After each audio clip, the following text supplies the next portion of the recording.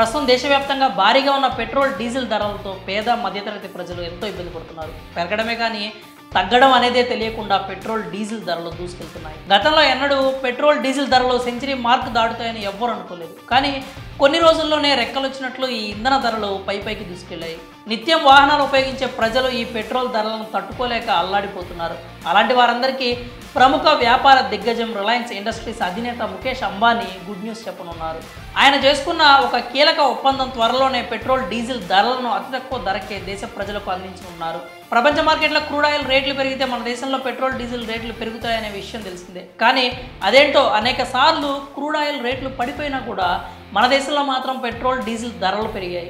కానీ ఇక ముందు అలాంటి పరిస్థితి ఉండదని అంటున్నారు ఆర్థిక నిపుణులు. అందుకు కారణం ముఖేష్ అంబానీ వెనిజులా దేశంతో చేసుకున్న ఒప్పందమే. వెనిజులా దేశంలో సైతం ముడి చమురు నిక్షేపాలు ఉన్నాయి. కానీ ఇన్నాళ్ళు వెనిజులాపై నిషేధం ఉండడంతో ఆ దేశం నుంచి ముడి చమురు దిగుమతి చేసుకునేందుకు అనుమతి ఉండేది కాదు. కానీ ఇప్పుడు ఆ దేశంపై నిషేధం ఎత్తివేయడంతో ముడి చమురును దిగుమతి చేసుకునేందుకు ముఖేష్ అంబానీ వెనిజులాతో ఒప్పందం కుదుర్చుకున్నారు.